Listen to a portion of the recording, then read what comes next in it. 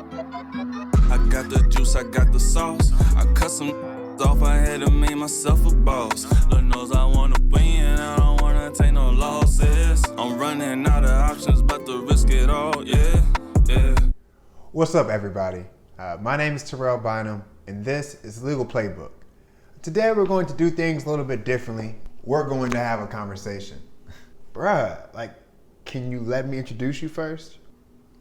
Well, now that you know how things are going to go, let's go ahead and get into it. So today we're going to discuss deception. Deception? What? Now in sports, it's a pretty famous play, especially in football, called the play action. And what happens there is the team fakes a run, so the QB and the line, in the offensive line up as any other play. When the QB snaps the ball, he fakes the handoff to the running back, and so the defense collapses on the running back. But by the time they realize that he doesn't even have the ball, QB can take a few steps back, and he should have a clear and open throw. That's how you throw? You got him. A clear and open throw to the end zone for the touchdown, and the only way that that pass was available or open is because of the diversion, because everyone was focused on the run. So, we see how that works on the football field, but what happens when there's diversions and distractions used in the court of law or in politics? All right, man. We've all seen House of Cards. That's how deception is how you become president. So, isn't it crazy how when House of Cards first came out, it was dope because it was so far from reality. We would all say oh man, it could really happen like that, but no one ever thought it really goes down like that. And then the more you see Trump go, the more you're like, dang, this is real.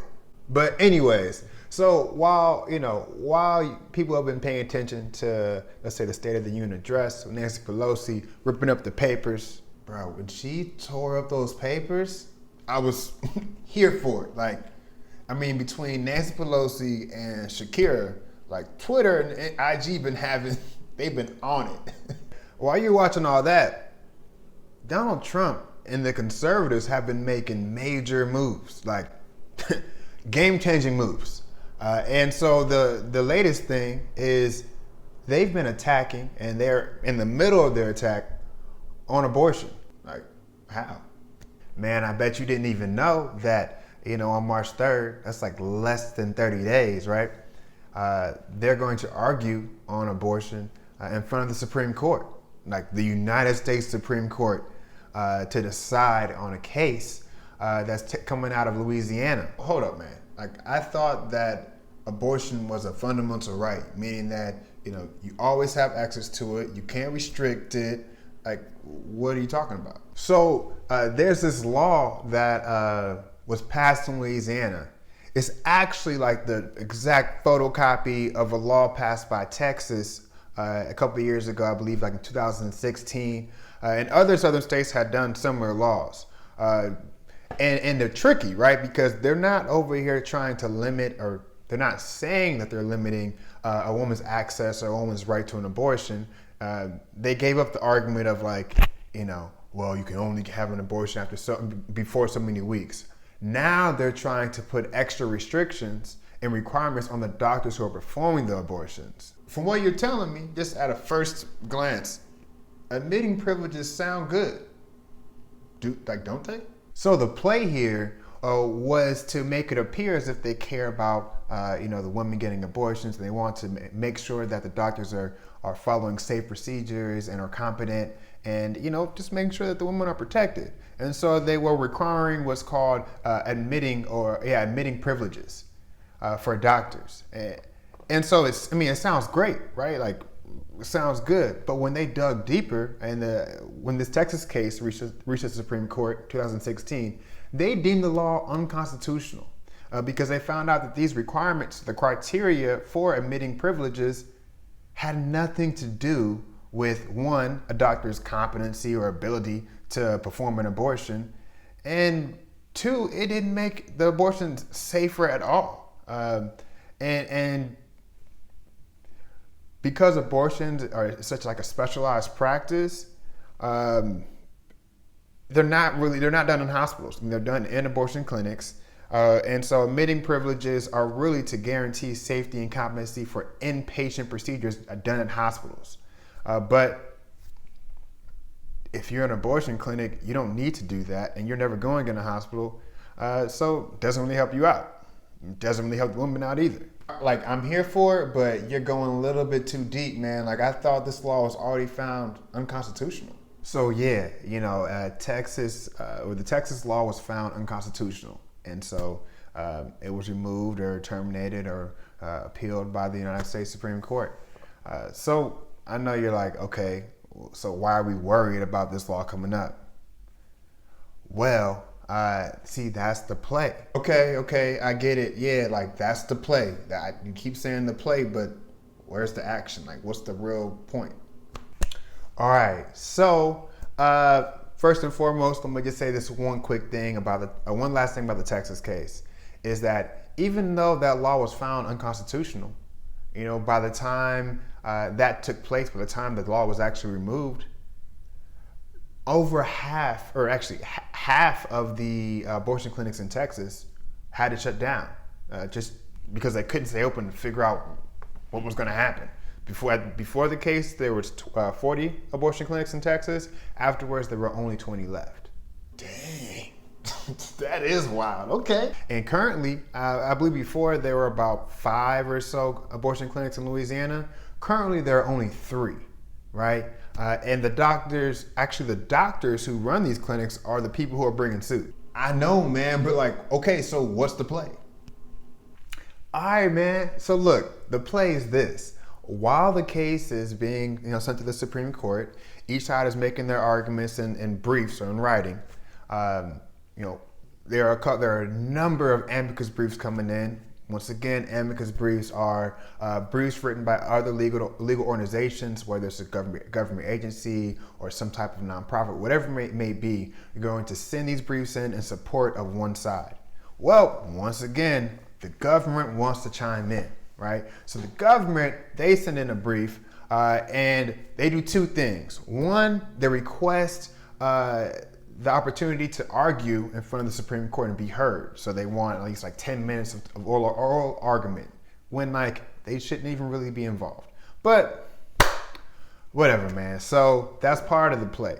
The second part of the play is they introduced a whole new argument. Change the game, flip the script, and they're there. Ta-da. Did you just say ta-da? What? So, okay, here's their argument. Remember I told you that the doctors are the people who are bringing suit in this case. It's called third-party standing. Now, it's well documented. There's plenty of opinions on it as to why doctors can bring suit on behalf of a pregnant mother when it comes down to the right to abortion. It's because a mother is only going to be pregnant for about 9 months, and it takes longer than 9 months to get a case to the Supreme Court. And let's say if that were to happen, get to the Supreme Court, mother's no longer pregnant, there's no more case. There's nothing at issue. That's deep. So here's what they're saying. They're saying that because the restrictions are on the doctors and not on the women, that these doctors really just don't want to go through the hoops to get these additional requirements to meet this criteria. And so they're saying that there's a conflict of interest. So the doctors are really self-serving in this, and they don't have the women's best interests at heart. Okay, wow. Yeah, man, it's slick, bro. It's real slick. So, it's instead of just being outright and saying we don't want abortions, they're trying to say we want to make abortions so safe, when in reality, they're imposing these undue burdens on them, these excessive burdens, so where no one can even get an abortion. And dude, it's crazy because if this law is passed, out of the 3 clinics out of all in the entire state of Louisiana, only 1 clinic and only 1 doctor in that clinic will be able to practice and will be able to meet these admitting privilege requirements. So that, and let me tell you that Louisiana has about 10,000 abortions a year. So you're telling me one doctor, 10,000 abortions? That's not safe. Like, that can't be safe, right? Bruh, it's not safe. But see, here's the real play. They're bringing the same law that was already found unconstitutional, but they're bringing it again. This time the government's going to interject and say, well, you know what? Doctors aren't really the right party to bring this suit forward. So since the doctors can't be heard, I guess the law is going to be found constitutional. Dang. What? I know, man, it's crazy, but that's the play. That's the play. You know, everyone's sitting here looking around, you know, oh, well, why are they bringing the same case again? Meanwhile, end zone. Let me give you like a real throw. End zone, baby. So from what you're saying, like, that's like, this case is about what happens in Louisiana. And you know, I love New Orleans, but I don't live there. Like, how does that affect me? If this law can get passed in Louisiana and is found that actually doctors aren't a viable plaintiff to represent the interests of women who, you know, want to have the right to abortion, if that's actually proven and allowed in this case, then other states, and let's look especially in like southern states such as Alabama and these other like conservative states, expect to see similar laws passed in these states. And even if, you know, some of these laws are not deemed constitutional, even if they aren't allowed, by the time these states take the cases to the Supreme Court, they will pretty much have demolished abortion in their state. Because after this case, you know, regardless of what happens, abortion clinics are going to take a hit.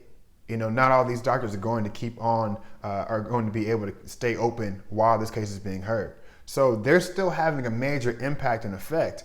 But if they are found constitutional, then more laws like this will come up, like I said. And before you know it, you know, whereas it seemed as if they were just chipping away bit by bit at abortion, pretty soon there will be no access. And if there's no access to an abortion, then you really don't have a right to it. So I get it. That's the play. Yeah, I mean, that's it.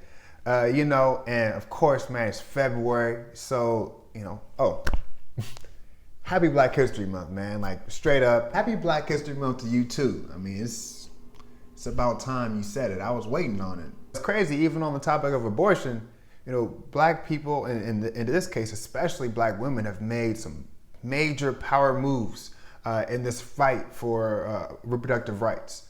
You know, I just want to give a quick moment just to show some appreciation, right? Like, okay, let's talk about Faye Wallerton. Okay, she was the first African-American woman president of Planned Parenthood, right? And so what she did is she worked alongside with some other notable, I mean, prominent leaders in the African-American community and just communities at large.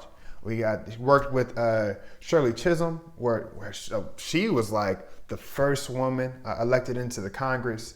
And even she was the first woman to run for the Democratic nomination for president. I mean, she was big time, right? And so they also worked with Donna Brazile, right? The political analyst. We all love her, and even worked with Maxine Waters.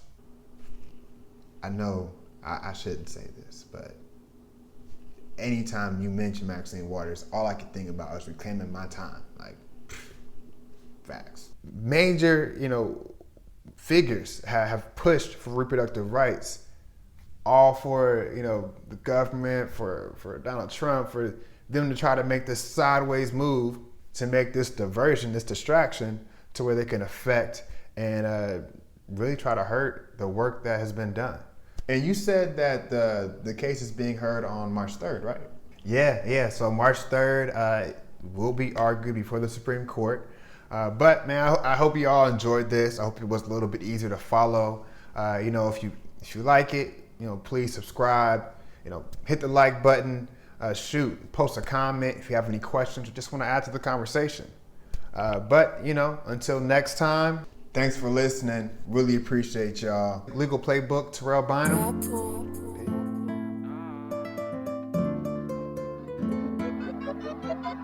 I got the juice, I got the sauce. I cut some off, I had to make myself a boss. Lord knows I wanna win, I don't wanna take no losses. I'm running out of options, but to risk it all, yeah, yeah.